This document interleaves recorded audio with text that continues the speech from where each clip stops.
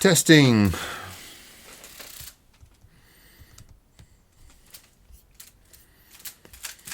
Hello, friends. This is Brett again on a Isaiah video.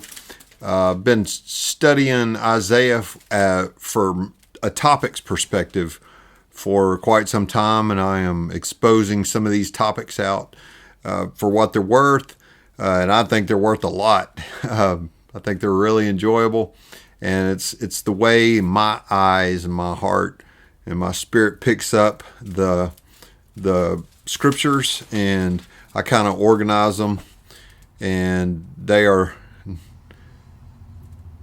good enough to just be read. And instead of doing a lot of explaining, I have just been exposing them for the naming the topic and putting them out there with as little as explanation as possible. This one, we're kind of going in alphabetical order. So this one is the one about servants.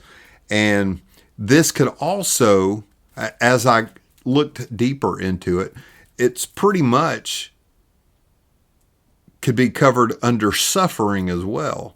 So there's other topics that it could be subs under, like servant and namesake.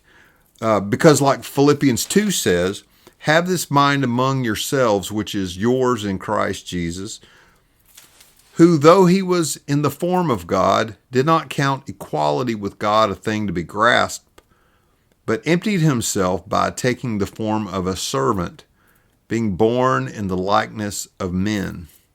And being found in human form, he humbled himself by becoming obedient to the point of death, even death on a cross. So we also see in Isaiah that God stated for his own name's sake that he would bring himself to be a servant for the people. And he is not going to be outgloried. For my own sake I do it. For how should my name be profaned? My glory I will not give to another. Isaiah 48:11. And this is why the Lord took on the task of salvation on his own, because who else is going to save human beings? It's not going to be another human being unless it's somebody special. So, as an envoy of God, Christ becomes the suffering servant. And in the text, it's embodied in Isaiah 42. It starts out with, behold my servant whom I uphold, my chosen in whom my soul delights. I have put my spirit upon him, and he will bring forth justice to the nations. Isaiah 42:1.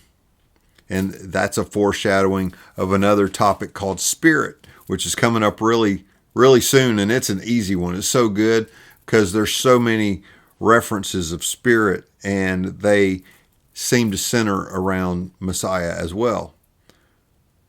On the suffering, Isaiah 50, verse 6, I gave my back to those who strike, and my cheeks to those who pull out the beard. I hid not my face from disgrace and spitting. And one of his paths of service was his suffering, to do something for others that they were not expected to do for themselves. And it's not just suffering for the sake of suffering. It's that suffering is inevitable. And as the protector, the servant came down to protect those who love and are loved.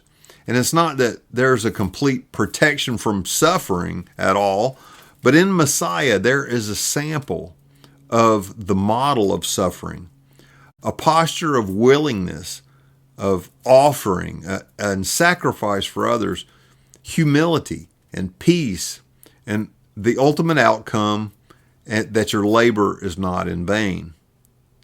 The Lord served, and he leads his sheep to also serve, not as slaves, but as free men, willingly, for the bigger cause, with a bigger arc of history as the objective.